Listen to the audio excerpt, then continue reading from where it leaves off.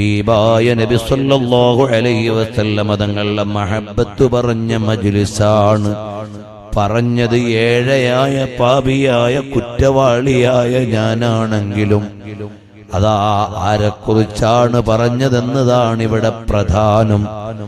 ആരെ അനുഭവിച്ച കഥകളാണിവിടെ പറഞ്ഞതെന്നാണ് പ്രധാനം. ഖാലിഖായ മാലിക്കായ റബ്ബേ,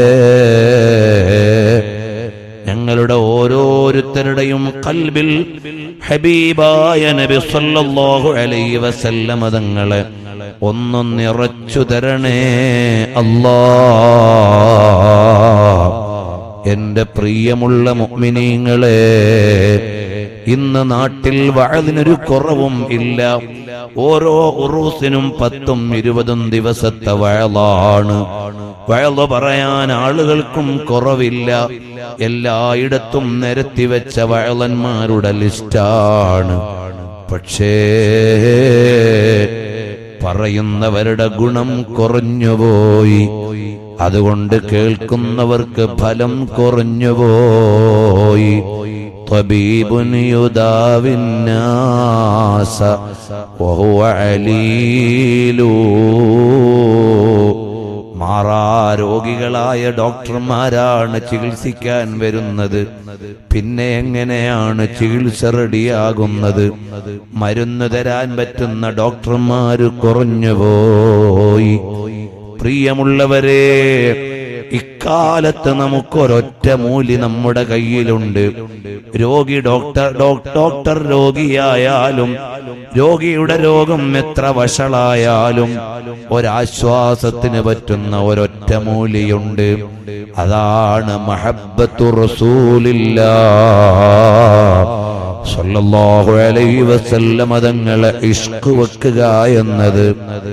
കൂട്ടുകാരെ, ദിവസേന എത്ര വാട്സപ്പ് മെസ്സേജാണ് നമ്മൾ വായിക്കുന്നത്, തള്ളുന്നത്. അതുപോലെ എത്രയെത്ര അനാവശ്യങ്ങളാണ് നമ്മൾ കേൾക്കുന്നത്, പറയുന്നത്.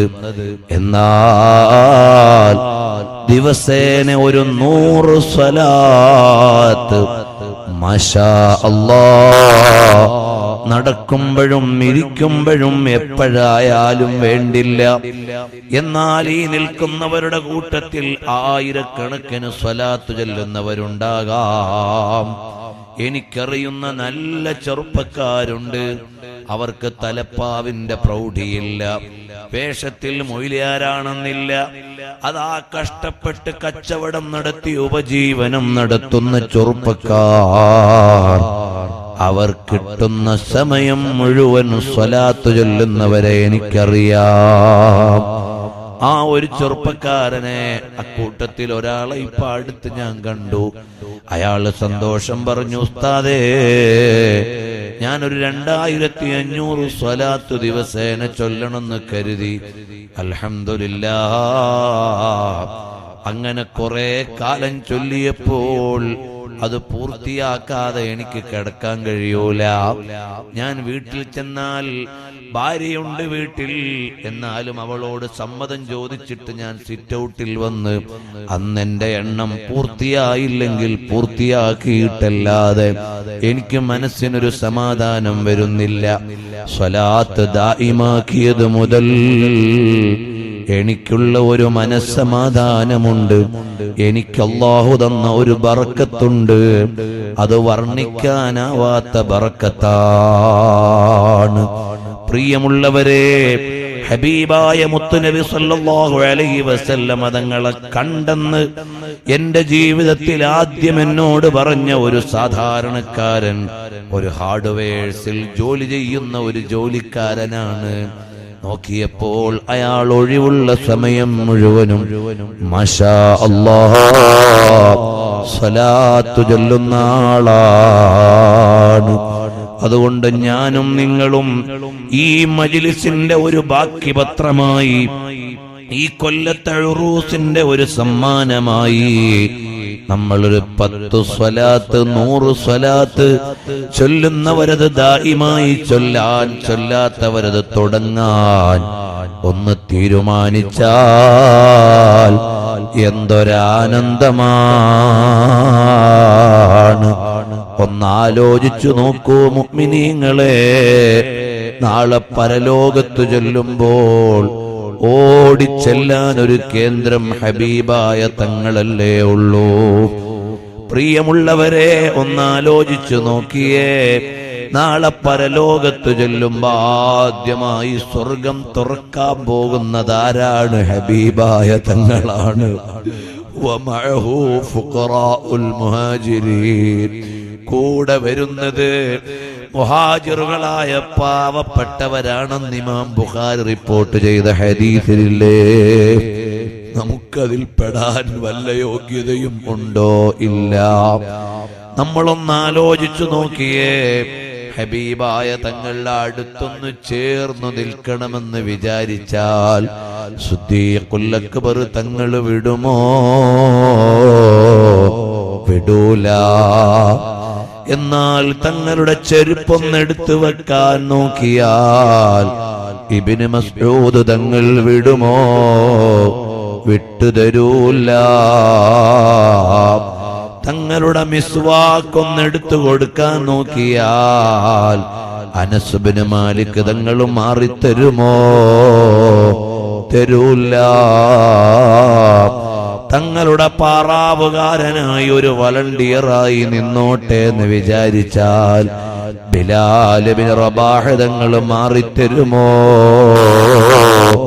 തങ്ങളുടെ ചുറ്റുവട്ടം ഒന്ന് നിൽക്കട്ടെ എന്ന് വിചാരിച്ചാൽ അമ്മാർ തങ്ങളും യാസിർ തങ്ങളും സൽമാനുൽ ഫാരിസി തങ്ങളും ബഹുമാനപ്പെട്ട കഅബ് ഇബ്നു മാലിക് തങ്ങളും തുടങ്ങിയുള്ള സ്വഹാബത്ത് അവര് മാറിത്തരുമോ? അവിടുന്ന് ഒളു എടുത്തപ്പോൾ വെള്ളം വാങ്ങിയിട്ട് കുടിച്ച് തടകിയ സ്വഹാബത്ത് അവിടുന്നൊന്ന് തുപ്പാൻ ഒരുങ്ങിയാൽ കൈനീട്ടി വാങ്ങി പ്രസാദം കഴിച്ച സ്വഹാബത്ത് അടുത്തുനിന്നൊന്ന് മാറിത്തരുമോ? മദ്ഹബിന്റെ ഇമാമുകളില്ലേ, ഹദീസിന്റെ പണ്ഡിതന്മാരില്ലേ, രാവൊഴിച്ച് ദർസ് നടത്തി കിതാബ് രചിച്ച ഫുഖഹാക്കളും അഇമ്മത്തുമില്ലേ, അവരെല്ലാം ഓടിച്ചെല്ലും ഇമാമുൽ അശ്അരി തങ്ങളെ അവിടുത്തെ കുറിച്ചുള്ള അഖീദ ശരിപ്പെടുത്താൻ മെനക്കെട്ട ആളാണ്. തങ്ങള് പരിഗണിക്കും. ഇമാമുൽ ബാഖില്ലാനി തങ്ങള് ചെല്ലും, തങ്ങള് പരിഗണിക്കും. അബൂ മൻസൂറിനിൽ മാതുരീദി തങ്ങള് ചെല്ലും, തങ്ങള് സ്വീകരിക്കും. അങ്ങനെ ഇമാമിങ്ങളുടെ വലിയൊരു ലോകം. ഇമാം ഗസാലി തങ്ങളുണ്ട്. ഈ ജീവിതത്തിന്റെ ഒരു സുഖവും അറിയാതെ നാളത്തേക്ക് കാത്തിരുന്ന ഇമാം നബവി തങ്ങളുണ്ട്. അതുപോലെ ഈ ലോകത്തെ ജീവിതം മറന്ന് ഹദീസ് എഴുതിയ ഇമാം ബുഖാരി തങ്ങളുണ്ട്. അവരെല്ലാം പോയി കഴിഞ്ഞാൽ അതാ ഉമറുൽ ഖാദി തങ്ങളുണ്ട്, ബൂസീരി ഇമാം തങ്ങളുണ്ട്. നമുക്കെവിടെയാണ് കൂട്ടരെ ഒരു സീറ്റ് കിട്ടുക? ഇവരെല്ലാം പോയിട്ട് നമുക്കൊരു സീറ്റ് കിട്ടാൻ വല്ല യോഗ്യതയും ഉണ്ടോ? ഒന്നാലോചിച്ചു നോക്കിയപ്പോൾ നമുക്കതിൽ ഇടം കിട്ടാൻ ഒരു വഴിയും കാണുന്നില്ല. അവസാനം റബ്ബിനോടൊന്ന് കേണു പറയാനുള്ളത്, അല്ലാഹുവേ, ഞങ്ങൾക്ക് സ്വർഗത്തിൽ കടക്കാൻ ഒരു അമലും ഇല്ല, ഹബീബായ തങ്ങളുടെ ചാരത്ത് നിൽക്കാൻ ഒരു യോഗ്യതയും ഇല്ല. പക്ഷേ തങ്ങൾ സ്വർഗത്തിലേക്ക് പോകുന്ന വഴിക്ക് ഞങ്ങളെ ഒന്ന് കടത്തി തന്നാൽ, അവിടുത്തെ ഉമ്മത്തിൽപ്പെട്ട ഒരു പാപി വഴിയിൽ കിടക്കുന്നത് കണ്ടാൽ, റഹ്മത്തായ മുത്തുനബി തങ്ങള് പുറങ്കാലുകൊണ്ട് ആരെയും തട്ടിയിട്ടില്ല, അവിടുത്തെ ശിരസ് മാത്രം തിരിച്ചാരെയും നോക്കിയിട്ടില്ല.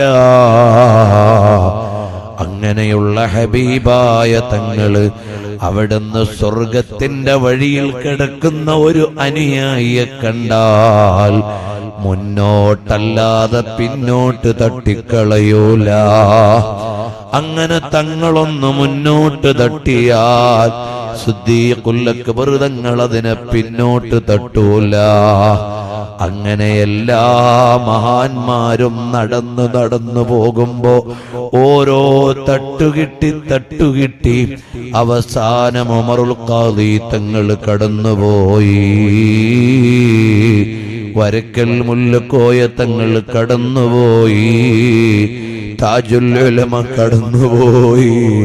നൂറുൽ ഉലമ കടന്നുപോയി.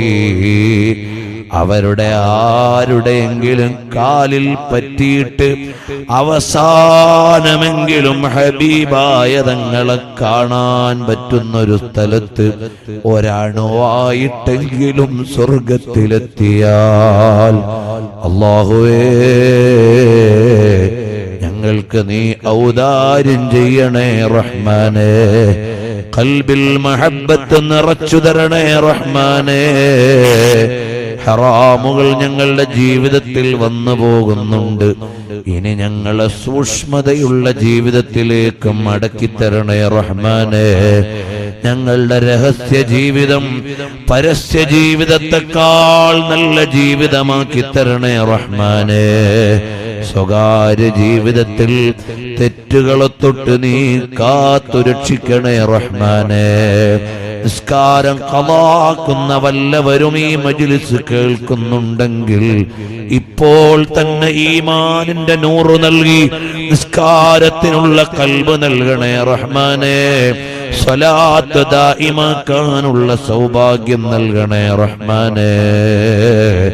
യാ അല്ലാഹ് യാ അല്ലാഹ് യാ അല്ലാഹ് ഞങ്ങളെയെല്ലാം നീ ഖബൂൽ ചെയ്തു തരണേ റഹ്മാനേ. ഈ മജ്ലിസ് നീയൊന്ന് സ്വീകരിച്ചു തരണേ റഹ്മാനേ. മദീനത്ത് കിടക്കുന്ന ഞങ്ങളുടെ നേതാവ് തങ്ങളുടെ ഹളറത്തിലേക്ക് ഇതൊന്ന് കാണിച്ചു കൊടുത്തിട്ട് അവിടുത്തെ ആനന്ദമുള്ള മജ്ലിസാക്കി തരണം അല്ലാഹ്.